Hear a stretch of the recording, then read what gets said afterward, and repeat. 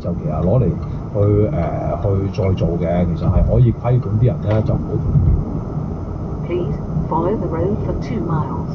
中央啊嘛，係咪？即係佢咁樣講啊嘛。咁所以咧，呢個真係犀利㗎，係咪？即係而家林鄭講啊嘛，被制裁係光榮嚟㗎嘛，制裁先至係愛國者最高嘅榮譽嚟㗎喎，係咪先？所以大家唔好忘記阿湯家驊真係。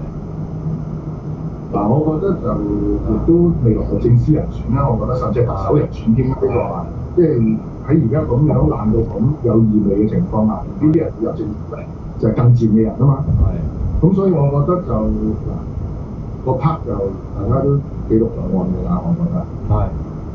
即係呢個人嘅公職生涯應該玩完。嗯。如果你想個政府將來正常啊，有正常嘅管治，如果再起用呢啲咁嘅人，好啦，大家問題就係咁，我覺得。就算鄭麗瓊嗰單都未必佢哋就今次點解9月6號之前會咁樣嘅方式去拘捕，用咁嘅理由去起訴咧？就政治性係相當長嘅已經，都唔使諗㗎啦。由林卓廷、許智峰到譚德志，有人頭先話你講譚德賽喎。啊？有人頭先話你講咗譚德賽喎。都係一個咁樣嘅考慮。而家個點解梁卓賢刑事檢控專員會辭職咧？係因為越做越過分。係而家真係確實係咁。係啦，你望翻轉頭你知，如果你作為嗰個嘅刑事檢控專員，你將來真係唔使出嚟談。係啊。喺法律上。係啊。係咪？而家去到個地步，基本上就用個司法制度去校拉死你嘛。就算你唔死得一身神嘅啦嘛，已經係。同埋咩咧？佢就喺嗰個時機，你9月6號有人網上號召集會之前就喐你。係。咁嘅話咧，其實佢亦都達到咗個政治效果㗎啦，已經。將來你仲要承受嗰個漫長嘅訴訟，係咪？至於將來判成點，咁你而家睇到啦，佢而家就一路向法院施壓。你睇到林鄭、馬道立同鄭若驊，特別係鄭若驊，對於最近建制派咁樣去追擊法官係完全唔出聲。係啊。今日記者林鄭講咗2句，都係嗰啲咁樣嘅演説。喂，大佬你同一個系統㗎嘛，其實係，即係話追擊法官。如果你林鄭係行政長官，你係咪應該 stop 下呢樣嘢？你表面 stop 多啲禁地，你應該拖停。我唔係，咁我就當咗政府有份嘅喎。Please keep to the right in half a mile. 困難嘅討論，到建制派追擊法官，係咪列晒5個被認為有問題嘅法官？何俊堯嘅甚至咧，唔係佢另外一個將會整攻擊佢另外一個何俊堯就係話喺陳許欣事件裏邊大話冚大話啊嘛，話警方就係何俊堯啊嘛應該係。咁另外佢就係一個話收到匿名信㗎嘛，就係攻擊另外一個法官。係。就話佢訓斥嗰啲藍絲嘅裁判官啊嘛，喺內部。阿黃崇孝，佢講黃崇孝。黃崇孝係啦。係啦。如果佢係匿名信嚟㗎。係啊，佢有 WhatsApp 㗎。呢個大公報咧就 cap 咗出嚟嘅，嗰啲 WhatsApp 係。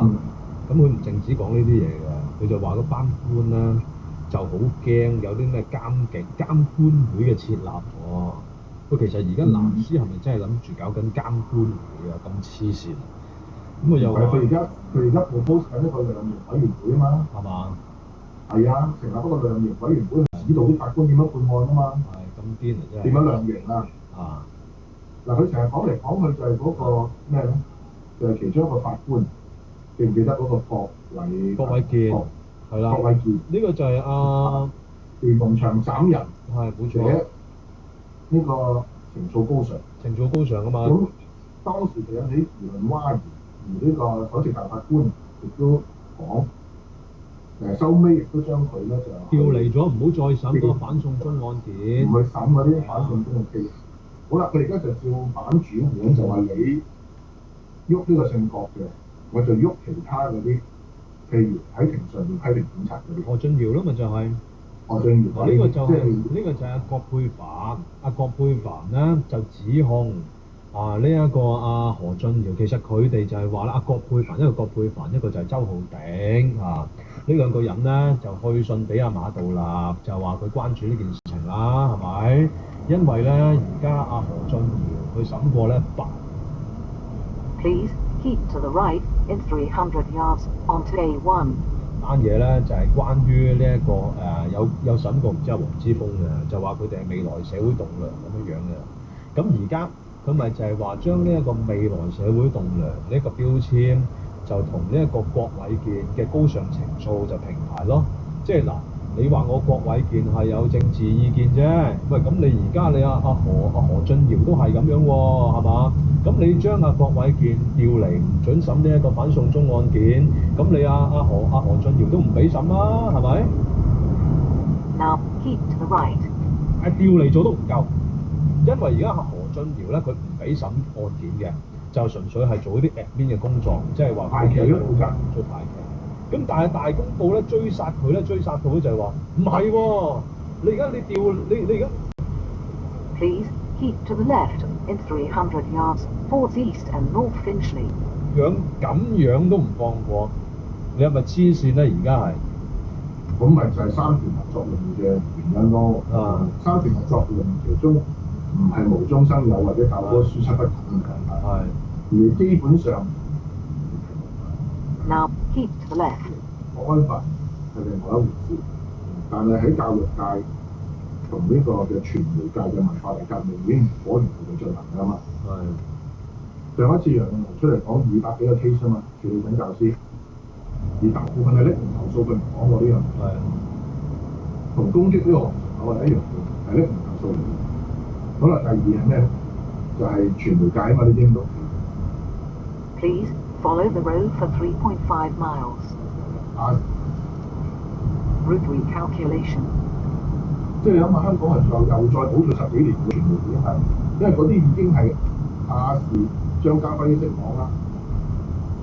Please follow the road for 1.8 miles. 全愛新聞界，呢個亦都係第二個文化大革命啦。第三個文化大革命咪就係司法界。你見到逐個點名嘅喎，而家係逐個點名嘅。所以我話啲人周浩鼎個學位嗰個律師資格點樣？喂，大佬喺仇偉恩事件裏邊，佢唔信納呢個警員證供，係佢判佢無罪一個好重要嘅原因嚟㗎嘛。個官係有責任向解釋點解唔信佢證供啊嘛。係因為佢裏邊太多自相矛盾嘅嘢啊嘛，所以話佢大話肯大話。但係好簡單，同一時間你見到最近有2個判出嚟，就係話因為佢哋證供不一，所以證明佢哋係冇夾過口供喎。係啊，咁都得喎。係咁都得嘅喎。係咯。係咪？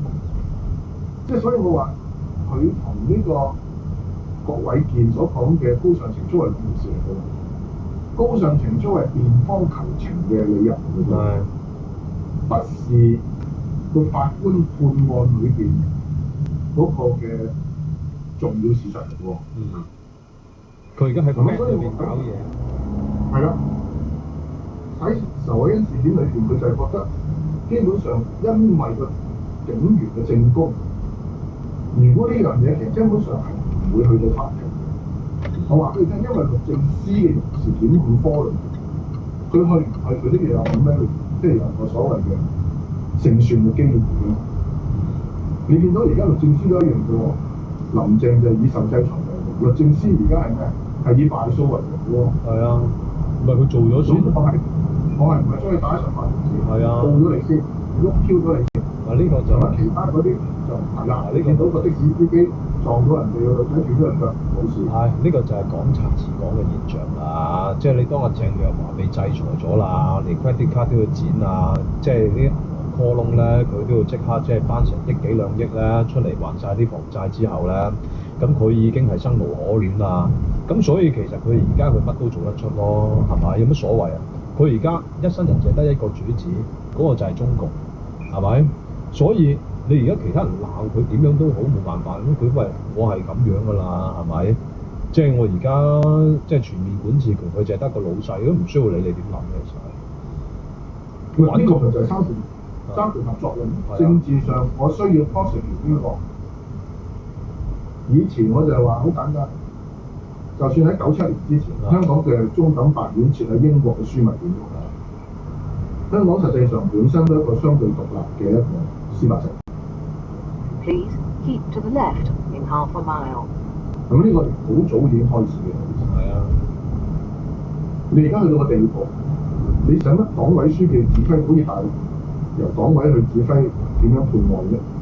佢而家就係用呢種搞政治運動嘅方式，喺檢控政策就已經全面棄守呢個專業㗎。跟住而家佢要再去能夠影響用政治運動方式影響到嘅就係個法官。咁你諗下，到馬道立退休就等於。Please keep to the left in 300 yards onto A1. 即係你都唔使諗嘅，其實。即係所以話法治有點可走咧，亦都係真係 dead body。法治已經係所以 dead body。你話講攬炒講咁耐啦，其實而家都係最黑暗嘅時間係仲未到，係咪？即係你而家馬道立都仲喺度啊嘛，上車喺度啊嘛。咁啊但係你睇馬道立而家對於法官咁樣受到政治運動嘅批判已經唔敢出聲啦。係啊，唔敢出聲㗎啦，係咪？任得你鬧㗎。琴日我當你三權合作論，你唔出聲啦。喂，大佬，你而家咁樣係每單 case 點到名，用匿名信咁樣去搞。係。你而家你大公報直情佢成篇報導啊，已經喺度批鬥緊佢啦。咩佢公開7月3號講座內容，馬道立你在迴避什麼啊嘛？係嘛？你大公報已經好似喺度即係當佢係反咁審啦，已經係。你係藐視法庭喎。喺黨媒眼中邊有藐視法庭㗎？咪呢個咪就係司法界嘅文化大革命咯。係啊，我覺得。Now keep to the left. 三權合作論喺呢個時間出現係有原因㗎啦，樣嘅。修改教科書係因為學員嘅問題唔出奇，但係借修改教科書呢條事，成個運動就係搞起上嚟。係嘛？你可以如果林鄭月娥係想息事寧人嘅，基本上係應該加重。但係你見到而家唔係喎，後邊嘅政治運動係咁樣一路同聲咁搞上嚟嘅喎。佢唔係話純粹係喺度爭辯緊啊，嗰個用詞咁簡單啊。你見到阿曾鈺成啊，咩阿湯家驊嗰啲係整色整水啊，嗰啲爭你做乜啊？係啊，嗰啲咪分立分工有咩關係？咪就係咯。拗嚟做乜嘢？咪拗嚟做乜啊？係即係你喺度扮和事佬啊嘛！呢啲喺度係嘛？但實際上後邊嗰個政治運動你睇得好清楚。唔係中共鬥爭咧，就明不正道言不順嘅。佢要鬥爭之前咧，首先佢要名正言順，而名正言順咧，佢首先就要將你自己過往嗱，呢個就係林鄭口中啊點解話要即係要正名啊嘛，要呢一個正本清明啊即係佢用呢一個港澳辦啊兩辦啊所講嘅嘢就係正本清源啊嘛，就係名正言順先。首先香港就冇三權分立嘅，所以你就唔好用三權分立呢個牌匾啦，你就走嚟否定中共嘅介入。點解啊？佢而家佢講到明㗎，兩辦即係大領落啊，大領落佢琴日講㗎，佢就係話啊嘛，係嘛？邊個再講三權分立就係架空中央啊嘛。喂，本身一國兩制就唔應該有即係本身中央就唔應該介入司法㗎啦。當我哋仲係肯定緊三權分立嘅時候，我哋就會咁樣嚟去否定中共嘅介入。但係而家唔係喎，既然三權分立呢一個咁重要嘅核心價值冇咗嘅時候，佢咪就好似鏟泥青鏟入嚟咯，係嘛？佢就反而鬧翻你轉頭咧，就係即係就係架空中央咯。咪就係點解你符合呢個止暴制亂嘅要求咯？係啊，仲案官係啊，就唔需要再講政公合理性，唔需要再講檢控嘅，亦都唔需要再講嗰個檢控嘅勝算。係咪零勝算都好，照告，因為冇代價㗎嘛，佢係冇錯。而佢政治上會因為咁樣而得分㗎嘛，甚至會步步高升㗎嘛。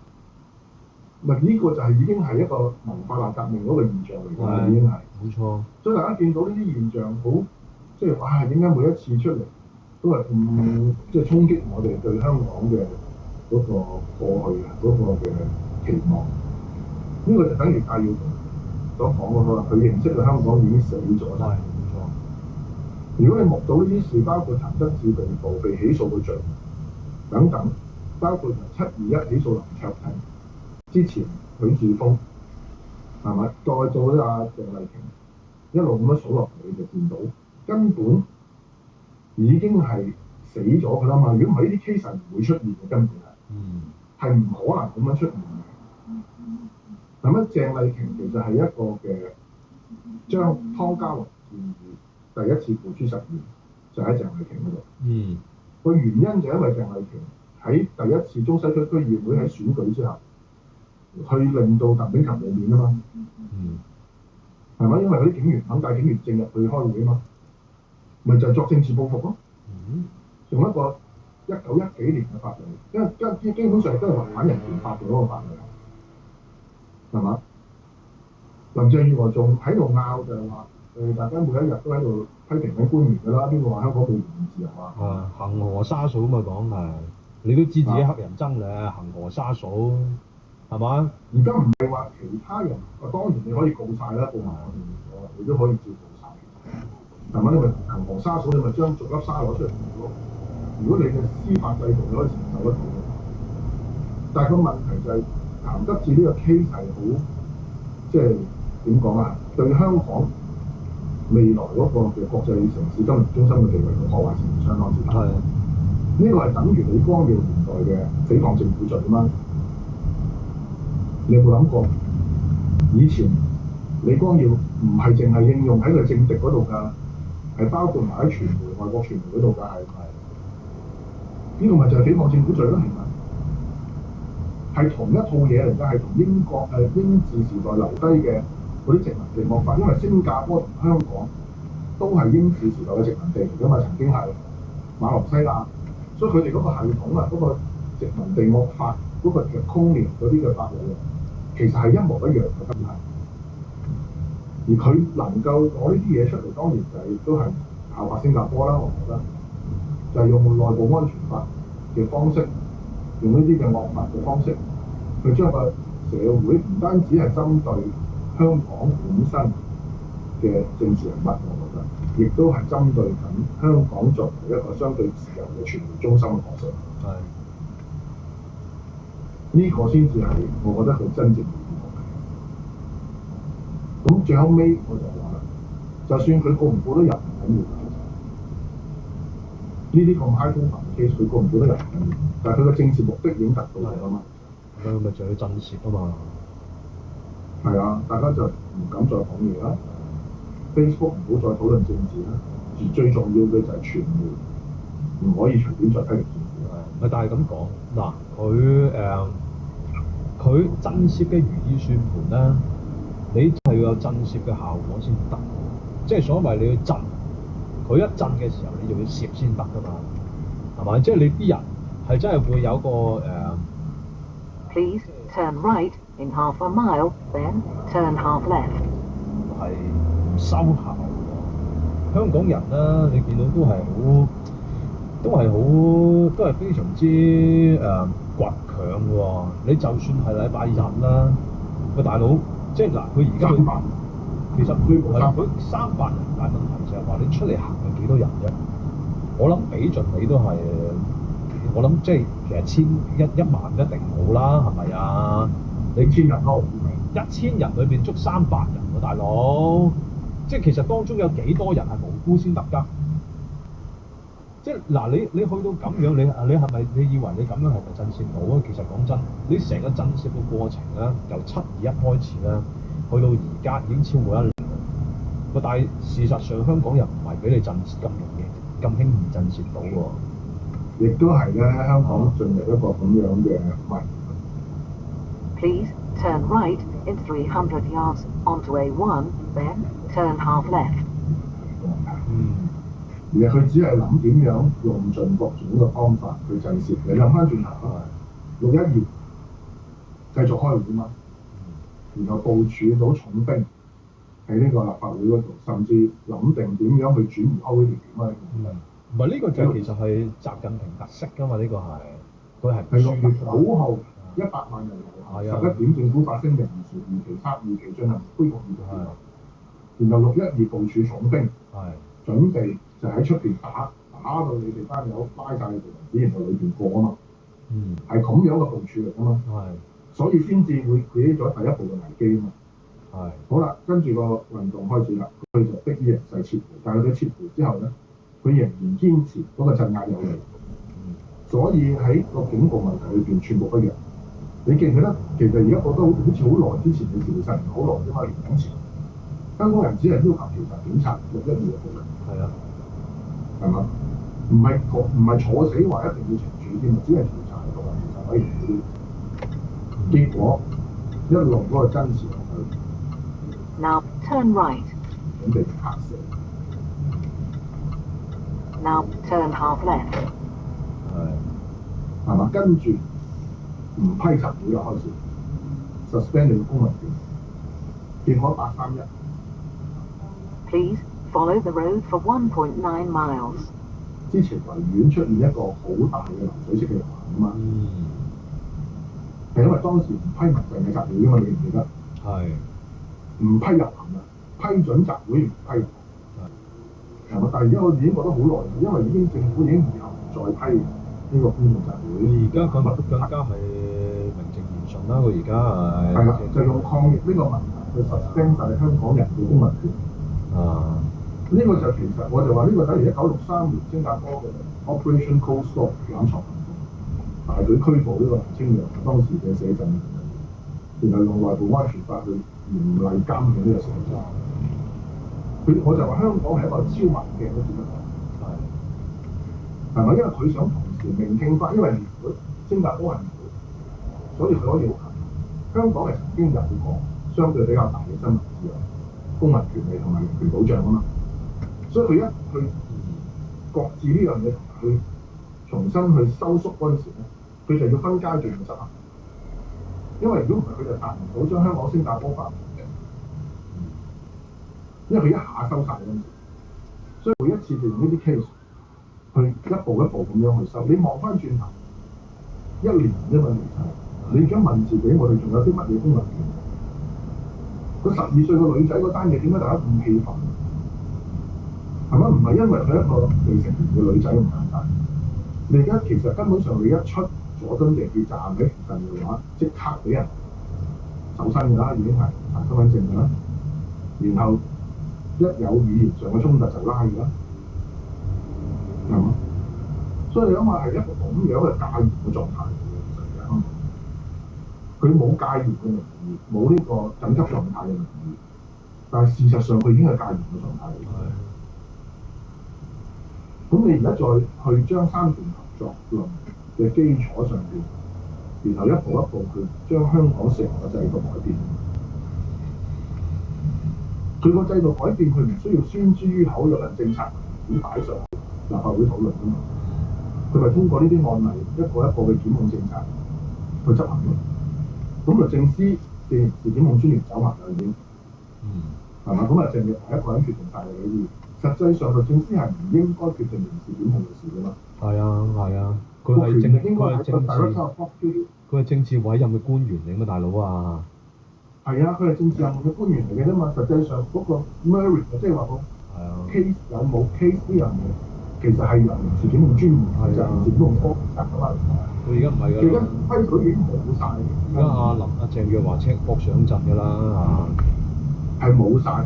將來今次你可以話討論三權分立，就等於架空中央；反對測檢，就等於反中央。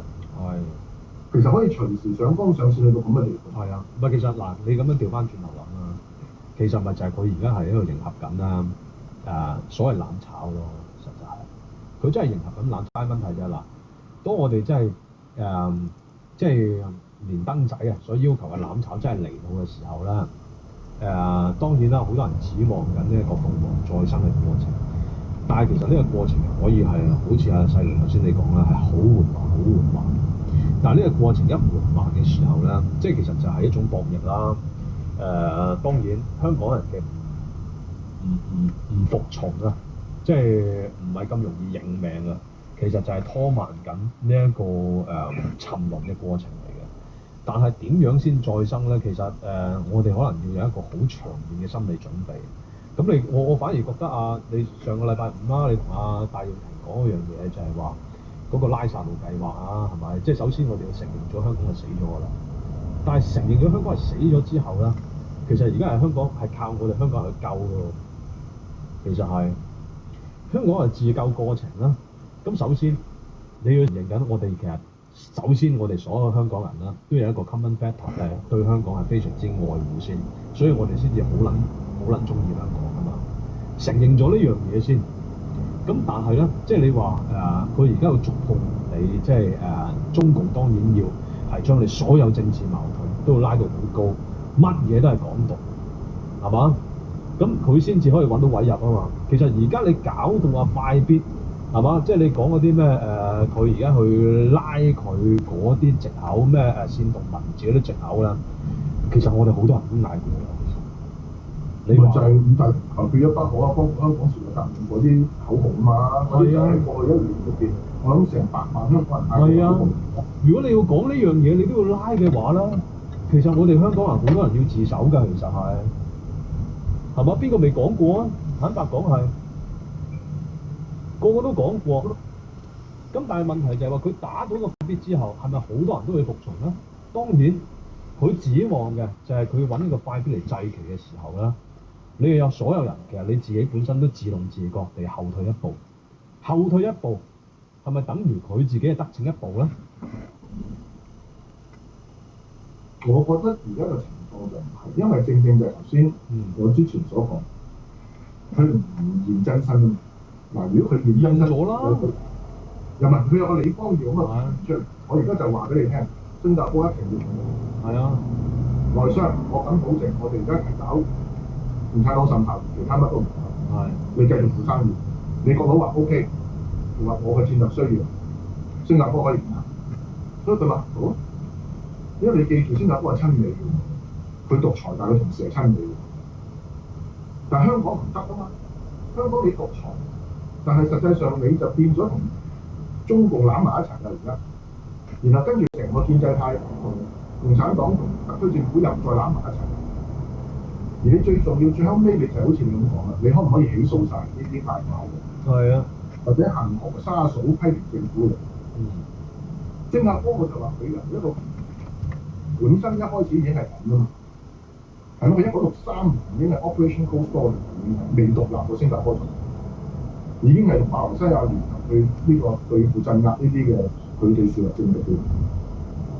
但係香港唔係嘛，香港係我哋百幾年一路向上，一路 enjoy 緊作為一個自由城市，喺亞洲甚至係世界出名嘅自由貿易、資金進出、資訊自由嘅城市啊嘛。然後你夾硬要將佢咁樣拉翻落嚟，所以你諗下你打擊面要幾大？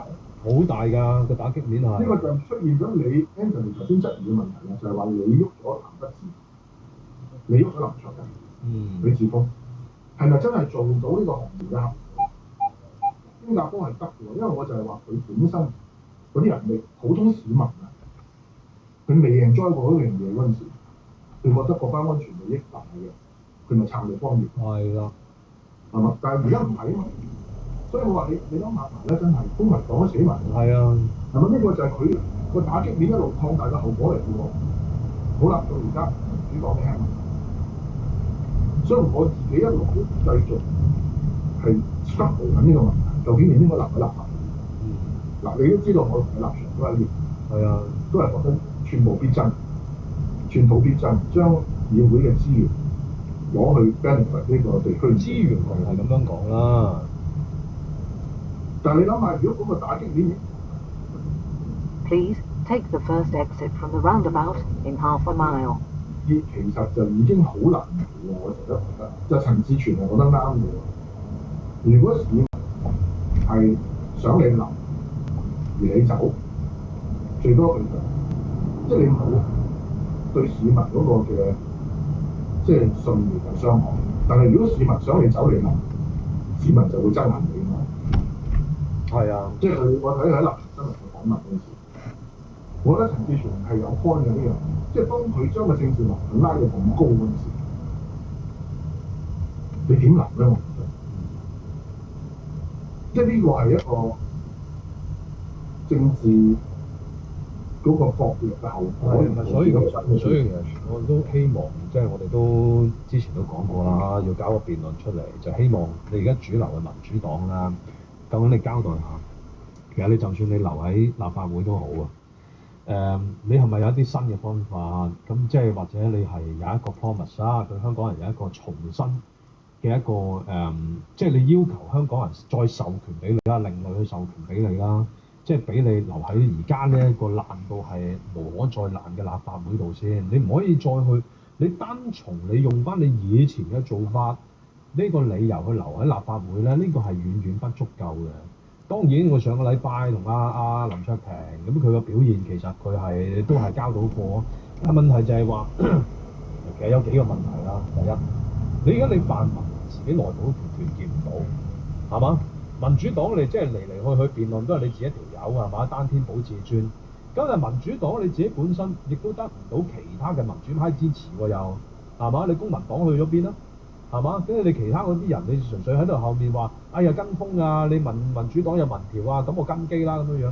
除此之外，有冇人去交代過？你而家留喺立法會，你會要求，你會爭取市民俾啲乜嘢嘅重新授權你先？冇喎，純粹係 business as usual 喎。呢樣嘢我係覺得係好不滿喎，呢樣嘢係。我就係好簡單，相對嚟講。民主黨已經敢勇於面對嗰個批評，佢係比較好㗎啦，但係因為胡志偉都講咗，係啊，當然佢會爭取市民支持佢哋嘅立場，啊，係嘛？但係最終就係單一民意調查結果，係，係嘛？呢個亦都係落咗一個嘅畫咗眼，我覺得畫咗眼啊，係啊，冇得縮㗎啦。咁如果最終民意係都係要求，我覺得呢個係亦都係中共喺香港。究竟佢嘅意圖係乜嘢咧？我真係睇唔到喎！我就係，如果你係新加坡嘅話，你要有一個 figurehead 走出嚟，就係共產黨嘅代表落嚟出嚟講，外資留喺度唔緊要 ，A B C D E， 然後其他嘅嘢大家再搞嘅話，一定重要。即係你明唔明啊？新加坡係咁樣啊嘛，佢好 clear cut嘅佢畫得，係嘛？你唔係個個都係本土經濟評論咁樣，走去俾政府告㗎嘛。但係而家香港係咩事啊？其實即係等於呢個周地都係搞到個頭還頭、手還手、腳還腳，肢解咗之後，跟住啲血就放到成地都係，然後跟住流到全屋都係。而家就係咁啊嘛，香港係。但係習近平係妄想香港係可以 business as usual，即係如果你獨裁，我話俾你聽，如果你係獨裁唔係咁嘅，獨裁嘅做法係獨裁者嘅做法。獨裁嘅做法就係新加坡嗰種做法，就係蔣經國嘅做法。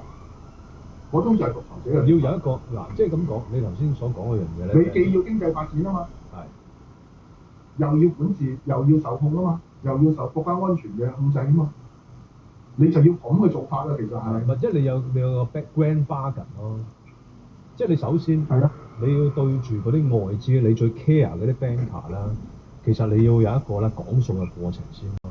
但係問題而家冇啊嘛，你而家你就算你對住啲 banker，你而家匯豐你見到好清楚啊。喂，匯豐已經夠聽話啦啩，係嘛？喂，你而家你嫌佢即係表態支持國安法都唔夠嘅，你仲要逼佢埋牆角喎。匯豐都冇路走嘅時候，喂，其他摩根大通啊，其他嗰啲即係 iBanker 啊，佢哋仲會點樣留喺香港啊？其實嗰啲文件睇得好清楚，你其實講真，香港之繁榮，其實Donald Trump冇講錯一樣嘢，香港之繁榮咧係好大程度上。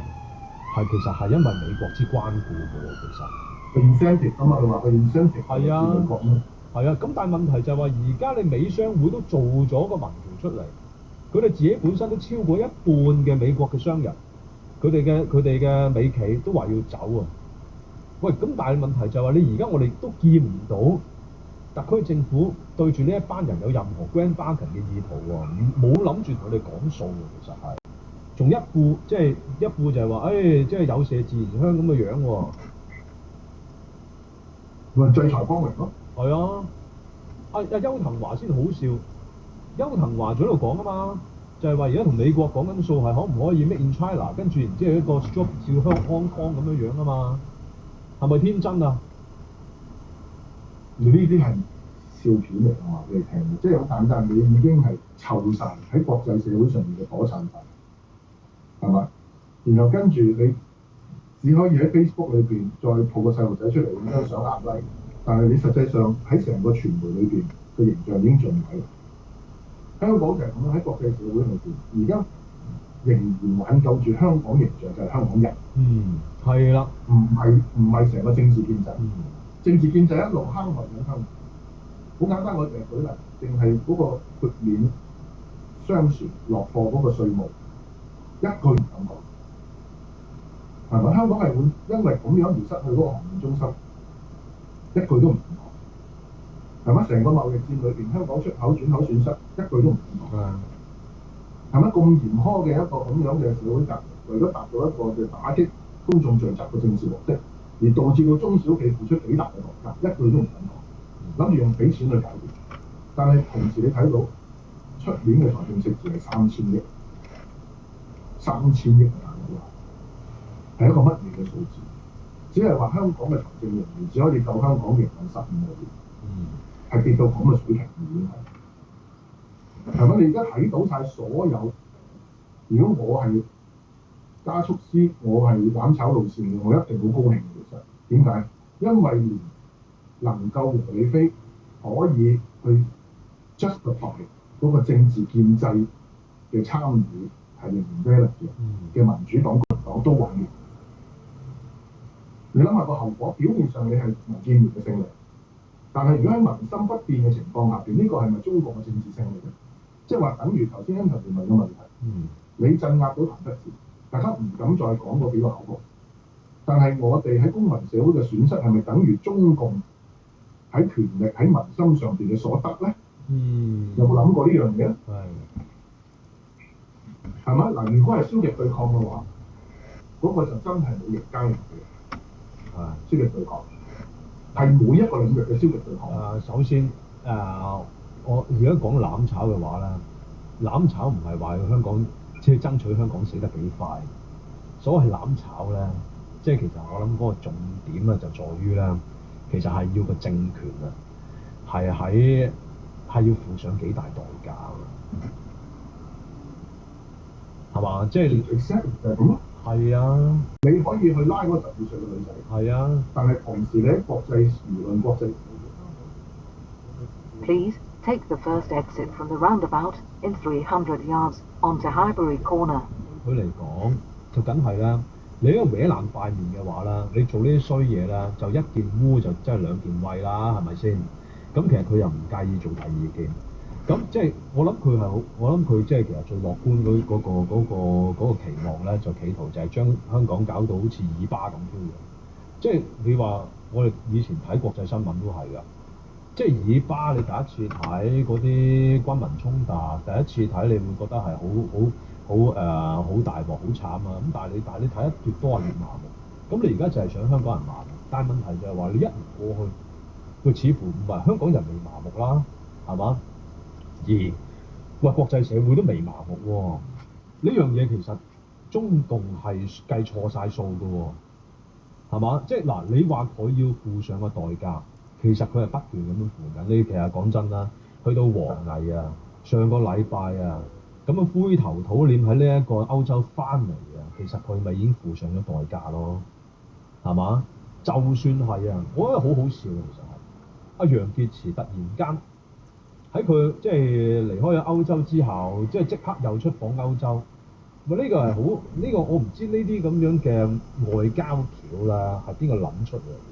我諗佢要補飛啊嘛，去西班牙就係幫王毅成個負面宣傳再對沖啊嘛。其實 leverage 翻係西洋，即係西班牙就淨係講生意啫嘛，乜都唔講噶嘛。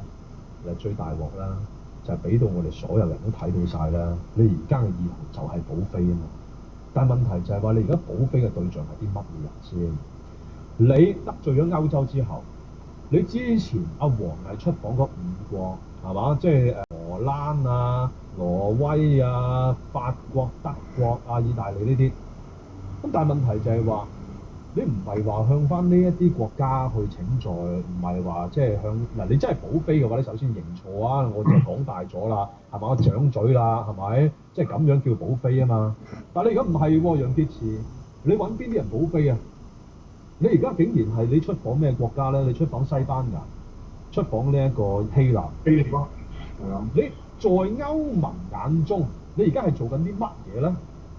你而家係做緊一樣嘢，就係好明顯嘅分化嘅小動作啊嘛，係唔係啊？即係話，我揾你一啲即係意大利嗰啲國家，係嘛？我以為你好 friend，但係原來你唔俾面我嘅，係嘛？阿孔特都唔見我嘅，總理孔特都唔見我嘅。係啦 Angela 我覺得佢對外點睇咧，佢就已經唔 care 啊，佢知道武漢肺炎之後大挑鑊嘅。係。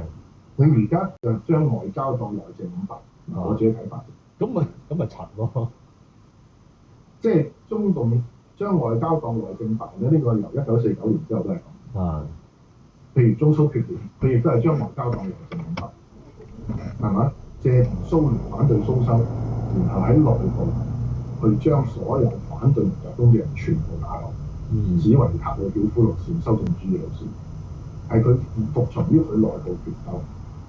習近平好簡單，佢外交不能夠有任何容忍到任何嘅負面消息，所以佢就唯有對沖之後做大內宣啊，其實唔係大外宣啊。楊潔篪佢出訪兩個友好國家喺歐洲，係對沖咗王毅之餘，再喺裏邊做宣傳啊嘛。你睇下我哋中國喺武漢肺炎之後，我哋幾成功，係咪？你睇西班牙同呢個希臘點樣對我哋咁友好，係咪？感謝我哋。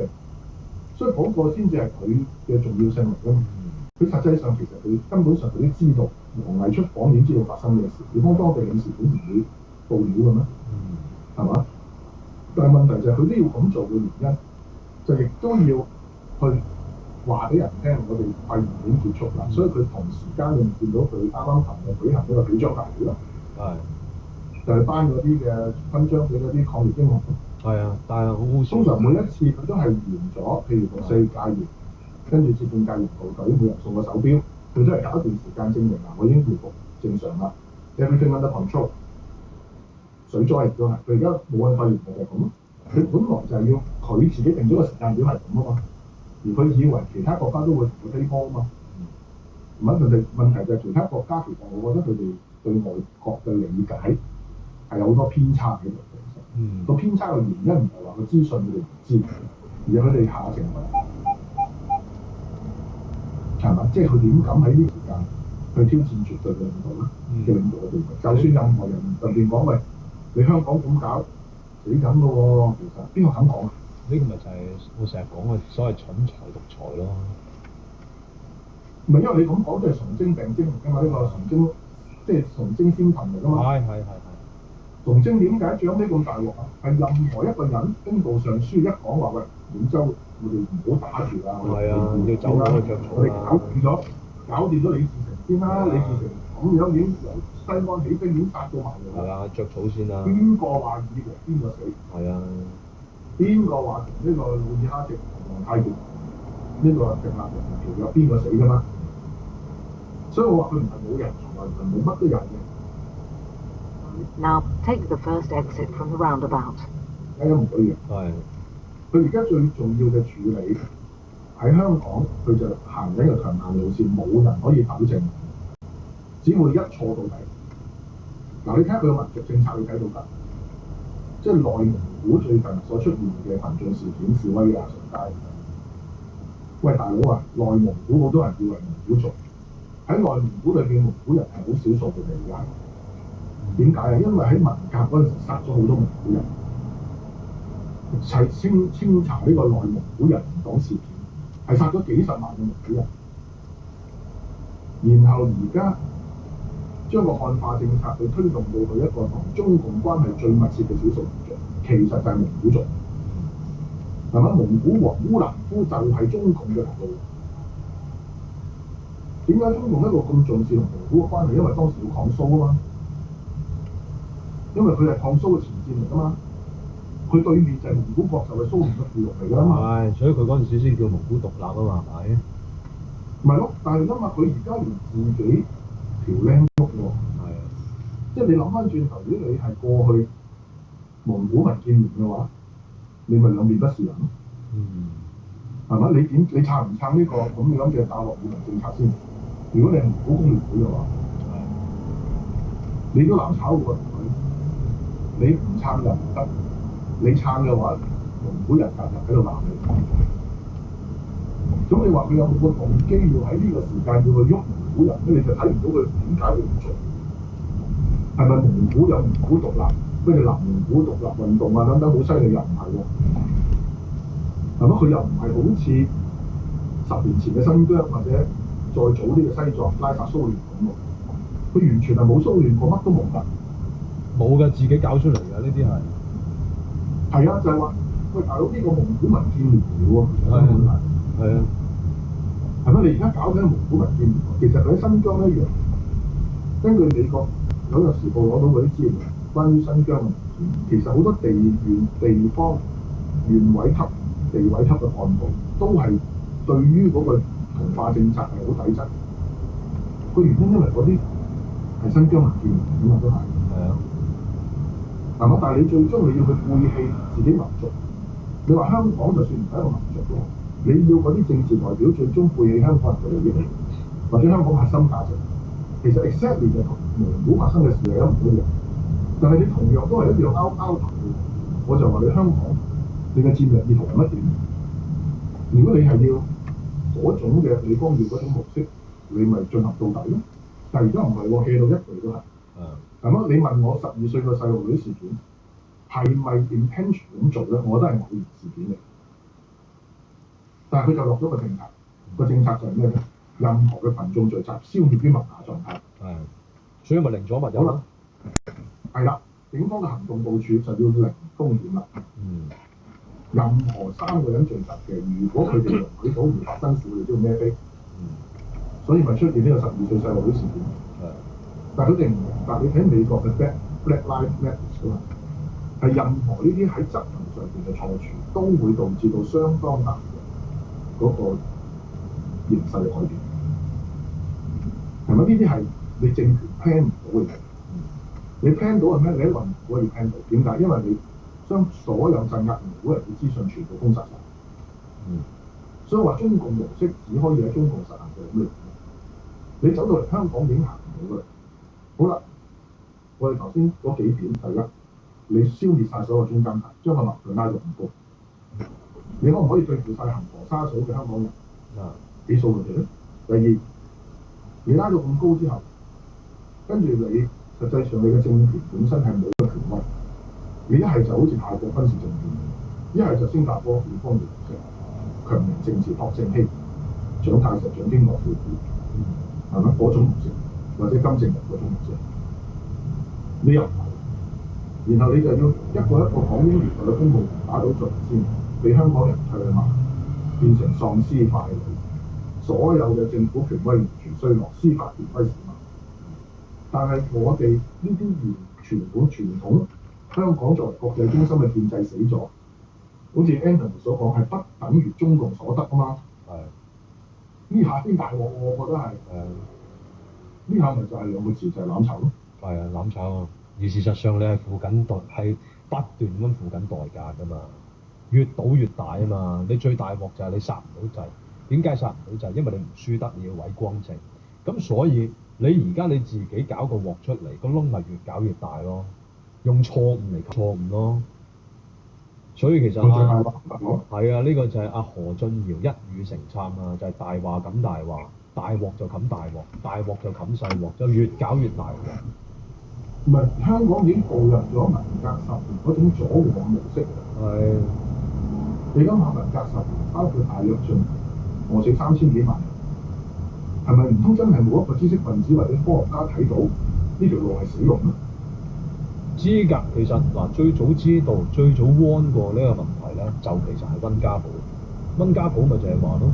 其實要慎防呢一個文革復辟啊嘛。其實而家 Please keep to the left in half a mile。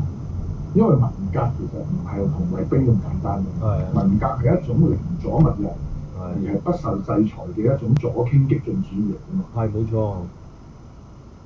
係咪？而本身紅衛兵即係佢表現嘅方式。而本身嘅中共嘅文化基因就其實係有咗呢一套嘢㗎嘛，係咪？即係佢先天上有呢個先天上係咁樣。習近平所講嘅政治過硬、能力過硬、責任過硬呢啲嘢，其實咪就係其實呢啲咁嘅思維嚟㗎咯。但係呢種思維個問題就係咁啊嘛，你喺中共嚴厲控制嘅下邊，你可以喺新疆、西藏同蒙古都得，但係你喺香港、台灣係唔得㗎嘛。係啊，唔好話台灣啊，香港已經係唔得㗎啦，其實。所以我就話攬炒乜嘢叫做 reburn us 係就係我預咗死㗎啦，我要攬住你一齊死嘛。好啦，攬住你一齊死嘅，我冇辦法攞啲槍指住你，叫你一齊死㗎嘛。你只有一步一步進入佢呢個嘅越嚟越激進嘅政權嘅模式，咁咪攬炒咯，其實。因為你越嚟越激進嘅話，你每再行多一步，好諗住行得字，下一次唔知係邊個，佢個政治代價又會升高嘅。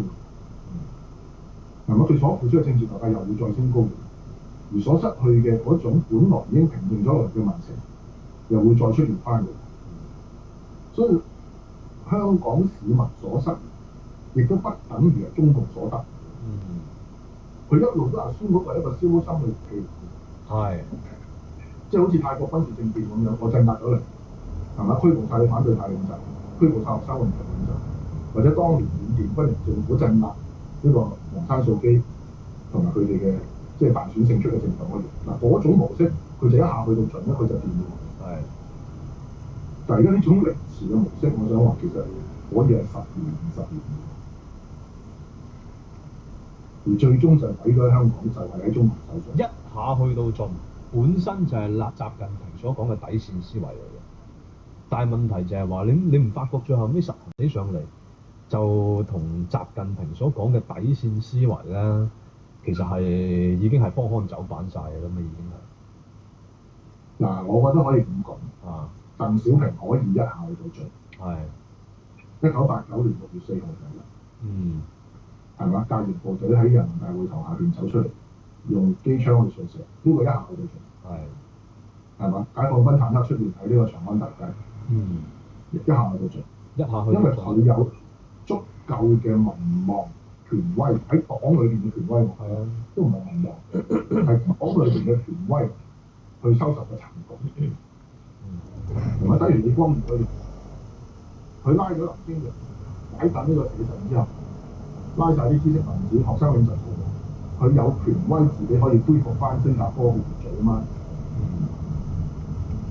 我想話你啊嘛，而家香港係一個咩事嘅咁嘅原因？黨委嘅喺後邊做扯線嘅木偶師，前邊嗰個就俾香港人唾罵嘅傀儡，然後木偶師又唔會出嚟孭飛嘅喎，佢喺度指指點點嘅啫喎，係嘛？如果你唔係，你由馬道立開始。一路講到明，全部如果唔歸唔肯三權合作，配合黨嘅指示去判刑嘅話，全部攞到。佢又唔敢啊嘛？點解？因為佢就係想，又好似新加坡維持翻一個假嘅一個高度自治嘅形象喺度啊，而希望可以令到嗰啲西方嘅精英好似10幾年前咁樣，隻眼開隻眼閉，睇唔到中國嗰個獨裁嗰面，然後繼續因為人民幣而留喺香港啦。其實兩個假設都唔成立，我覺得第一，香港所失不是中共所得；第二，就係你以為西方嘅精英到今日，佢仲好似10年前或者10幾年前入完 WTO 之後嘅美國嘅企業精英咁樣。呢個假設都唔成立嘅，我覺得其實。而家只不過係 matter of time，究竟佢哋要轉移邊？你諗下，你再加埋我頭先所講，你成個公共財政嘅嗰種嘅無止境嘅大白象工程計劃，去將香港嘅財政處理，兩樣嘢加埋一齊之下，我唔理你政治嗰 part 個矛盾係幾高，你淨係睇到而家經濟呢一 part，第一復甦嘅能力已經冇晒啦，係咪？中小企為咗呢種共業。Please keep to the left in 300 yards onto A104。翻嗰啲即係咩健身啊嗰啲營業咧，我都唔知已經死咗幾多間，而家先至嚟恢復，你搞幾耐啊？你第一你3輪嘅抗疫收緊政策，你搞幾耐？係嘛？即係你而家你仲有幾多人係可以捱得過呢一浪咧？其實佢而家已經索性連第3輪嘅呢一個Now keep to the left. 豬群啊，喂都係冇嗰件事喎，而家係。我唔知係咪攞嚟。其實都而家派發最多嘅嗰個。Please turn half right in half a mile. 警方視為參與公眾集會啲人係嘛？所以我就話佢個政策目標係好清楚，而呢種咁樣嘅名詞式咁樣嘅香港嘅處境係會延續好耐。好多人睇唔到個將來，佢想像唔到會係點。而家我哋只可以盡量話俾大家聽，我哋想像到嘅或者參考其他國家嘅情況，我哋想像到嘅情況會點？嗱，你唔同1967嘅，1967好簡單嘅，數月軍警團同局拉晒喺場，然後跟住港英出嚟，佢認咗個民心㗎嘛，其實係當時啊，所以佢先可以恢復秩序啊嘛。1967係咁嘅喎，所以你去到1968、69，香港已經冇問題嘅喎。但係而家你諗下10幾個月喎已經。係啊，係10幾個月喎已經。所以我話呢個係即係唔需要話有咩水晶球啊、燈神啊咁樣，但係睇到呢種咁樣嘅。Please turn half right in 300 yards onto A107. 信念就係嗰個即係戴耀廷所講嘅對嗰個復活嗰個信念。香港死咗啦。其實你留喺香港面對呢種黑暗啦、凌遲式嘅黑暗啦，其實都係好痛，呢個都係好難過嘅。所以其實你要有一種生活態度啦，去應對呢一種不斷沉落嘅黑暗嘅。係啊，我覺得係一個正常嘅生活態度，如果唔係佢人嘅情緒都會崩潰。即係譬如你好似阿戴耀廷咁講係嘛？嗱，你承認咗香港死咗㗎啦，但你承認香港死 Now turn half right.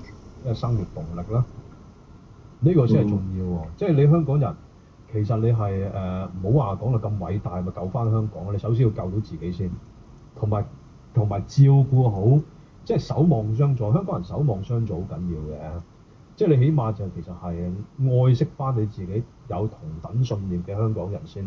即係你本身黃色經濟圈就係呢樣嘢嚟嘅啫嘛，其實係嘛？佢最罩嘅亦都係呢樣嘢啊！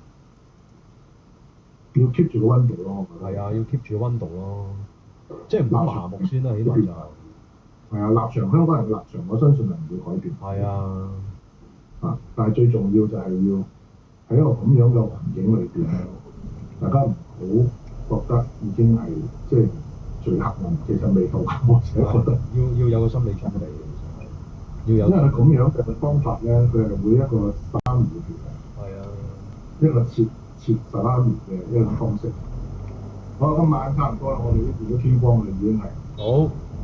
係啦，咁就再同大家講一次咧，我哋喺幾間嘅聽眾咧，你就留意啦，我哋喺呢個嘅今個星期六12號2點到4點喺呢個London Heritage Park 喺 Richmond， 咁咧就係有一個第2次嘅我哋喺溫哥華嘅大家圍爐啦嘅活動。係。咁如果你上一次第一回合報咗名嘅咧，咁我哋都會通知你，我哋今次嚟嘅，因為優先嘅，你上次報咗名咧，每次幾多人啊？你咁係啦，咁亦都係如果你係承債人嘅話咧，你就亦都可以優先報名嘅。剩翻嗰啲位，我哋就會再俾其他普通嘅承債嘅觀眾。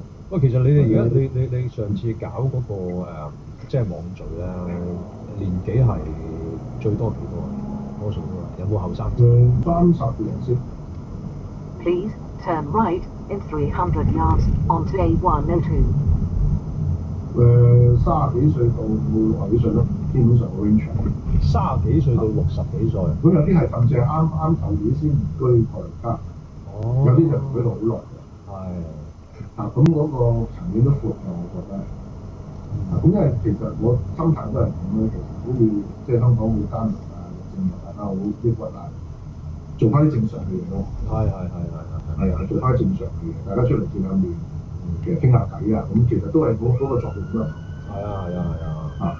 咁亦都希望可以大家互相支持、互相打氣，大家睇到大家對對方嘅關心。咁我覺得呢個都好緊要。將來香港我諗嗰個限聚撤銷之後，我相信都要做翻呢樣嘢。唔係，佢就驚你做呢啲嘢，所以而家咪諗埋啲咩屎橋咯，咩港康碼嗰啲乜嘢咯。我覺得係做唔到，因為降低民生乜都做。好啦，差唔多啦。OK， 好。大家今個禮拜五咧就阿 Gary 同阿譚海邦，咁我哋就可以休息下啦。好，咁大家如果有問題可以咧，就我都會即係有事發生，我都會用呢個短打嘅方式同大家即係表達下我嘅意見啊，或者分析啊咁樣。好，唔該晒。好，好，拜拜。OK，拜拜。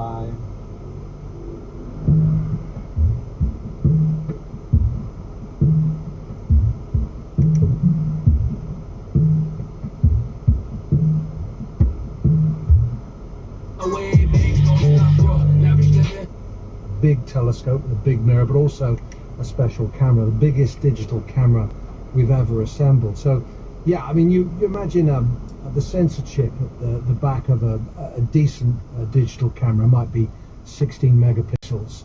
And you kind of join those together, 189 of them, into a single array. You need lots of electronics to work with that as well, and that's what they have. Now turn right. Camera detector, but as you say, they needed to test it. So what better way to do that than to take a piece of broccoli, because a piece of broccoli has lots of knobs and bumps and, you know, all those kind of little bits and pieces that will test the detail, see if you can pull out all of the detail when you take a picture. And flying colours, it has to be said that they've taken this picture. And when it's part of the observatory, what's it going to be used to actually take pictures of once it's deployed? Well, there's a bit of a hint in the name. Vera Rubin, a famous American astronomer who kind of pioneered the concept of dark matter, this stuff, we don't know what it is, that's out there that seems to be holding galaxies together. She did a lot of the early research on that, and this telescope is going to go after that thorny subject. It's going to map billions of galaxies and stars, their positions, and then hopefully we'll get a better understanding of how the universe is expanding, how it's evolving, and it'll feed into these ideas of dark matter and this other thing that's called dark energy, which seems to be driving the acceleration in that expansion. And the other thing, this telescope will just catch everything that's moving on the sky. You know, there are an awful lot of asteroids out there. We still don't know where they are, and we're worried that they might bump into the Earth with devastating consequences. Well, this telescope is going to spot them. Jonathan, thank you. Jonathan Amos, our science correspondent. This is the BBC World Service with Andrew Peach. Julie has the headlines. The man who's led Belarus for the past 26 years, Alexander Lukashenko, has insisted he won't step down as president, despite acknowledging that some Belarusians may be fed up with his rule. South Africa's economy has shrunk by more than... Please turn right in half a mile. ...world. And the trial has begun in Hungary of the captain of a cruise ship which collided with a tourist boat on the River Danube in May last year. Thanks, Julie. That tourist boat sank and 28 people died, most victims from South Korea. The Ukrainian captain, Yuri Chapinsky, is charged with negligence leading to mass casualties. He denies any wrongdoing. Here's our Central Europe correspondent, Nick Thorpe. This was the biggest accident on the Danube in decades. It happened right in front of Hungary's Parliament building, which overlooks the river as it passes through an area popular with tourists in central Budapest. The incident and its aftermath were captured in numerous video recordings. In his testimony to the court, Yuri C., the 65-year-old captain of the cruise ship, denied responsibility for the accident. The mermaid tourist boat cut directly in front of him, giving him no time to take evasive action, he said. The lawyer representing some of the families of the 26 South Korean tourists who died said they were particularly distressed that the captain had not apologized once during the 15 months since the accident. A central question is whether the smaller boat cut suddenly in front of the passenger ship, as the captain maintains, or whether the passenger ship simply didn't notice the smaller vessel and crushed it due to the captain's negligence, as the prosecution insists. The case continues. The coronavirus pandemic has turbocharged the number of people shopping online around the world. Amazon has benefited hugely. In the UK alone, new figures show sales in July were up 50% on a year ago. Also, Amazon's long-standing problem with fake or manipulated reviews appears to have worsened. BBC News has learned that Amazon's marketplace is being abused by independent sellers using one-star reviews to harm their rivals. Technology reporter James Clayton's been talking to people who've been affected. What some businesses appear to be doing is targeting rivals and competitors with fake one-star reviews. What sellers have told me is that they know that and their rivals know that. I actually said to one of them, what would you rather have? Would you take 20 positive reviews for one negative? And they said no. So negative reviews can absolutely cripple a company. This is a guy called Jansen Smith. He runs an Amazon business, and this is what he told me. What's important for a customer is when they go on, if they see a load of one stars and they say, this is cheap rubbish, it doesn't work, it breaks quickly, they'll move on. And the sad thing is that you could have 50 positive reviews, like 5-star reviews. If you've got 1 or 2 one-star reviews, then it's going to be very difficult to compete against somebody that hasn't got any. So what we get from this is the growing importance of sites like Amazon, and the growing importance, as you said, James, of getting to the top of the list. When you find the thing you want, you're not going to scroll down through 30 or 40 different providers, all much the same price. You're going to go for the ones that get suggested to you, and these reviews are so important to that. Yeah, totally. When you're shopping on the high street, right, you can feel and touch and smell and try on everything. With all of the benefits of online retail, that's the one thing that you can't do. And so we basically outsource that to reviews. The Competition and Markets Authority say that they believe that £23 billion worth of sales are influenced by online reviews in the UK alone. So it's a massive, massive market. In order for people to keep believing these reviews, they're going to have some credibility. Is that something that Amazon itself is bothered about? So what Amazon say is that they have to essentially moderate 10 million reviews every week. And they do that in 2 ways. They have an automated system that looks at this, and they also have individual investigators that look at this. But I think what's very clear is that, one, it's very difficult to do this. It's very difficult to investigate certain types of manipulated negative reviews. I mean, some of them are open and shut cases, and we actually put a case to them of someone who had left a negative review of a product, and then the company approached the customer and said, we'll give you your money back if you take the negative review down. That is an attempt to manipulate the review system. That's totally against the terms of service, and Amazon actually has suspended that third-party seller. But some of the examples that we saw were much, much more subtle. If you get your friends and family, for example, to leave either positive or negative reviews, it's very, very difficult for Amazon to know whether they're real or not. Technology reporter James Clayton. Now, the world's most prestigious bike race, the Tour de France, is the latest sporting event to feel the effects of coronavirus. The race director and 4 staff from different teams have tested positive for COVID-19. They'll have to self-isolate. The cyclists were all negative, though, so they have been competing. There has been concern about the actions of some spectators during the mountain stages. Here's Nigel Adderley.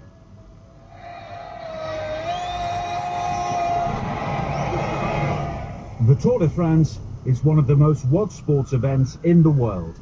Thousands of fans follow the race throughout the country, and COVID-19 infection levels don't appear to have dampened the enthusiasm for this year's edition. The tight, winding roads in the Pyrenees were thronged with people on Sunday, many of whom chose not to wear face masks or recognise social distancing.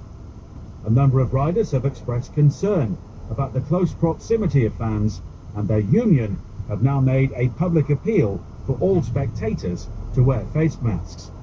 Each of the remaining competitors produced negative tests for the coronavirus.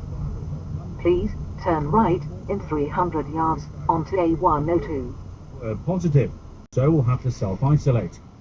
The French Prime Minister Jean Castex travelled with Prud'homme during Saturday's stage and has now said he'll undergo a COVID-19 test himself. The race regulations state that if 2 members of a team test positive, then the entire group, including the riders, will be excluded. Those remaining in charge of this year's event will be hoping the outcome can still be determined by what happens on the streets of France.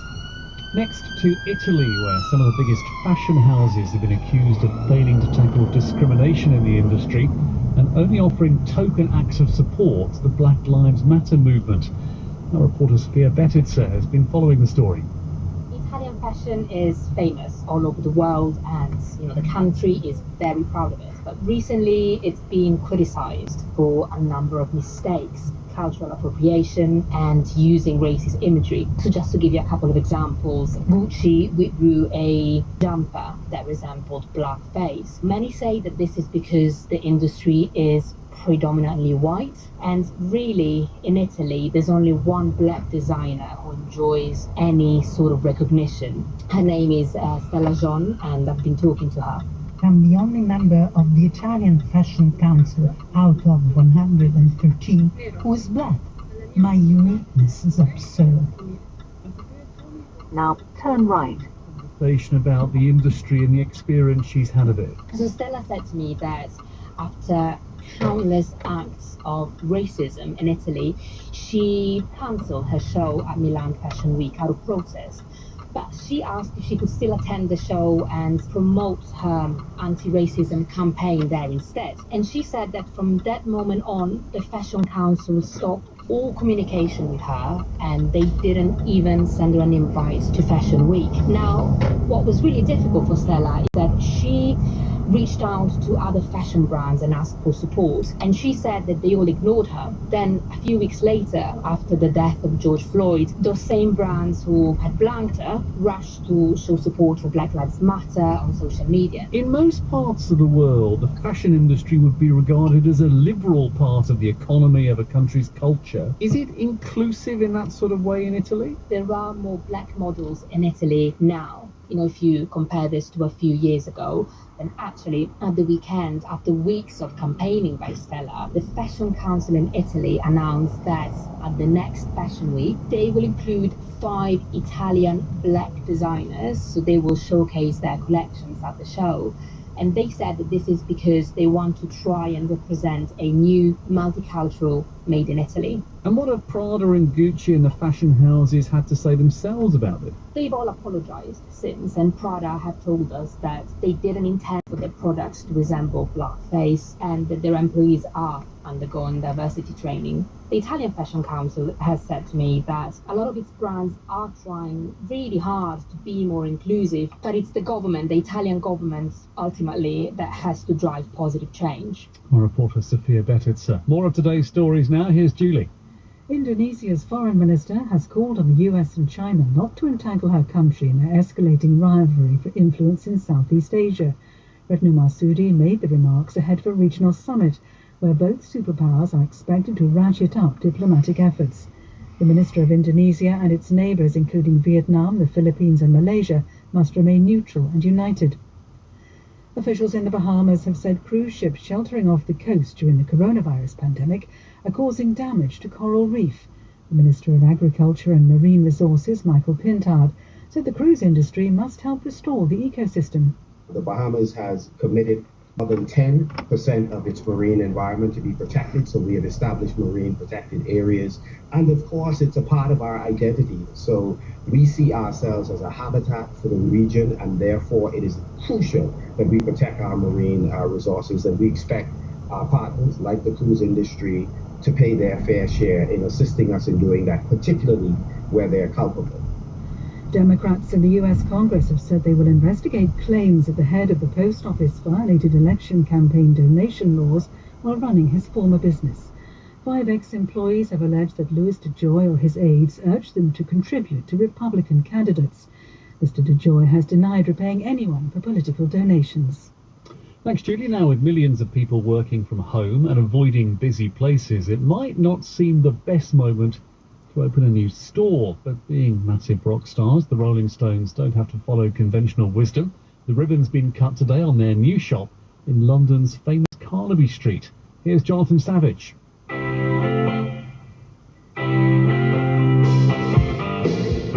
Like everything the Rolling Stones do, it's big, it's bold, and it demands your attention. So this is RS number 9 Carnaby, the world's first Rolling Stones flagship store here on the world famous Carnaby Street.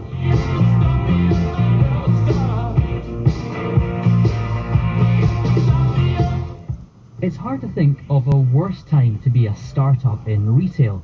In London, the Mayor Sadiq Khan recently said the pandemic posed an existential crisis to the British capital, with the number of people on the city's central shopping streets like Carnaby only a third of usual levels.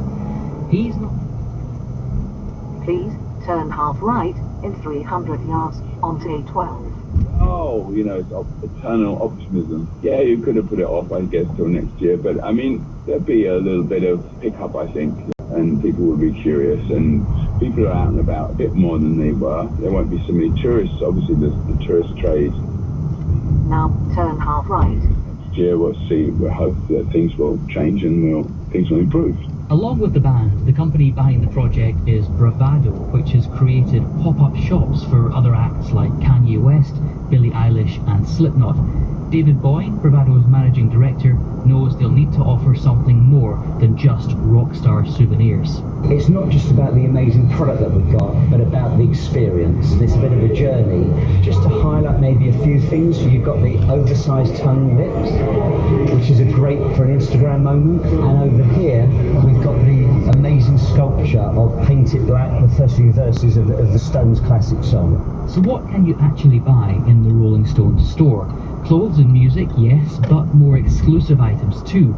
A range of Rolling Stones glassware from French luxury brand Baccarat, a black rubberized raincoat made by the Swedish firm Stutterheim, selling for $300, and to help you through these very particular times, you could even get Stones face masks. Please keep to the right in half a mile. You can get what you need.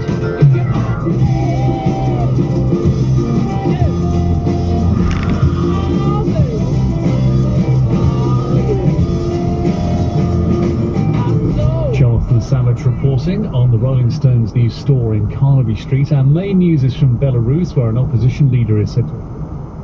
Please keep to the right in 300 yards onto A12. Officials. From me, Andrew Peach, and the team here in... Now keep to the right. Next on the BBC World Service, it's Sport Today. In 30 minutes, why India is mad for motorbikes. Every time he wanted to visit his sister, we would ride down. Please keep to the right in half a mile. For like 6-7 times, and then I was like, Dad, now it's time for me to ride the motorcycle.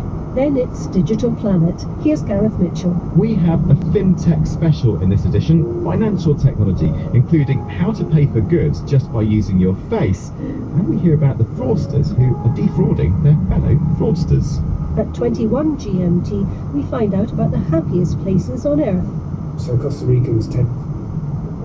Please keep to the right in 300 yards onto A12. More so than a lot of typical advanced economies. That's all still to come here on the BBC World Service.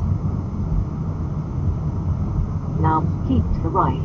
Me, Ed Harry. Cristiano Ronaldo can score his 100th international goal tonight when Portugal face Sweden in Stockholm. We'll assess what makes this particular milestone so special in the career of the 5 times Ballon d'Or winner. Meanwhile, the reigning BBC Women's Footballer of the Year, Lucy Bronze, has rejoined Manchester City after her contract at Lyon expired. What does her choice tell us about the strength of the English Super League? That's... Please keep to the left in half a mile, then keep to the right. Minister Theresa May has warned the government that Britain risks losing the trust of other countries if it fails to honour the Brexit withdrawal agreement. Mrs May's comments were echoed by the Irish Foreign Minister, who said such a move would have serious consequences for Britain's international reputation. In a dramatic act of defiance against the authorities in Belarus, the opposition leader Maria Kolesnikova is reported to have ripped up her passport as officials tried to deport her to Ukraine. The incident was witnessed by opposition colleagues who said she tore the document into tiny pieces. 9 leading US and European pharmaceutical companies have promised that they will uphold scientific standards in the race to develop a vaccine against coronavirus. The statement comes amid rising concern that safety standards might slip in a bid to halt the pandemic. 2 ex-soldiers from Myanmar have told the International Criminal Court in The Hague that they took part in the killings and rapes of Muslim Rohingyas during a military campaign 3 years ago. Investigators say the statements match evidence made by the Rohingya community. Liberia's former president, the convicted... Please keep to the left in 300 yards towards Docklands, then keep to the right. The judge found that Mr. Taylor had not specified a safe alternative country. The European Parliament has cancelled plans to hold a session in... Now keep to the left. COVID-19 cases in the French city.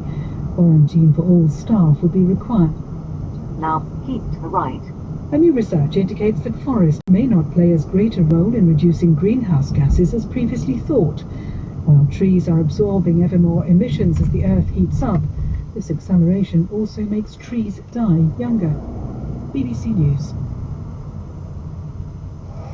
Over the wall, and it's into the net, and that's been driven. Now keep to the left. Rebound James. How they get then? Precise left hook. Live from the BBC World Service, this is... Please keep to the left in 100 yards onto A1206. Now keep to the left. Comes England free kick, looking for Bronze. It's two! It's two! What a start by England! She's done it again! And she has done it again. Lucy Bronze is rejoining Manchester City after her contract at Lyon expired. And the reigning French Open tennis champion... Please take the second exit from the roundabout in 300 yards onto A1206. 5 times Ballon d'Or winner could be about to reach another impressive landmark. As Ronaldo now is forward. Ronaldo does a step over. Ronaldo on a hat-trick! Oh, that's brilliant! That is absolutely brilliant by Cristiano Ronaldo! He buries the ball in to secure the hat-trick, and what a quality finish from the world-class talent of Cristiano Ronaldo! Yes, and tonight Ronaldo is hoping to score his 100th international goal when Portugal take on Sweden in the Nations League. Kick-off is just over 10 minutes away. The 35-year-old missed his country's last game, that was on Saturday, due to a toe problem, but he is fit enough to start in Stockholm. Our football reporter John Bennett's here. John, Ronaldo and his great rival Lionel Messi seem to be breaking records on a regular basis, so just put this achievement into context for us. Yeah, it becomes even more astonishing, Ed. Now take the second exit from the roundabout. He has of course been stuck on 99 international goals since late last year. It's 99 international goals in 164 games.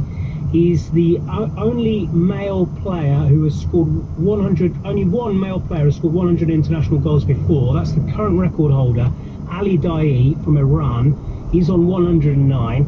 No other European player has come close. The great Ferenc Puskás is next on the list from a European perspective, 84 goals. As for some of the other greats in the game, you mentioned Messi. He's 29 behind Ronaldo on 70. Pelé finished on 77. And in terms of how Ronaldo has scored the goals, with his left foot 22, right foot 53, there have been 24 headers, 9 direct free kicks, 79 goals from open play, and 11 penalties as well. And the nation he scored the most goals against is Lithuania, 7 goals against Lithuania. So tonight in Stockholm, where he actually played one of the best games of his career, is a World Cup playoff match. Please take the third exit from the roundabout in 300 yards onto Marsh Wall. The national century of goals will be received in his homeland if he's able to do it this evening. Before we came on air, I spoke to Mariana Cabral, a Lisbon-based football journalist who also works as a coach with the women's team. Now take the third exit from the roundabout. Of course, in Portugal there's really a sort of a mantra around the national team. Everyone says that Ronaldo is the best player in the world. Every single time that they talk about Ronaldo, they put that sentence in. The Portuguese people really look up to him, and not just because of the number of goals, 99 goals of course is a great number, but because of the way he is. If you know Ronaldo, you know he's a very competitive person, not just competitive player, but really person. He wants to excel at everything, and he's very competitive, and he takes very good care of himself. And that kind of winning mentality, that kind of focus, was lacking in Portugal. in the national team, and I would say in general, because the Yeah. Portuguese people are kind of laid-back people, you know. So that kind of focus of example that Ronaldo sets is very important. I mean, when he made, it's a great opportunity to look back, this, isn't it? When he made his international debut in Please turn left in 300 yards onto Marsmaker Road, then turn left. reach the kind of heights that he's now on the verge of scoring a 100th international goal, or if we're all being honest, did nobody really quite see that in him as a young player? Yeah, I don't think so. Now turn left. No, I don't think so. Of course, people knew that he was very talented, but we didn't know the kind of mentality.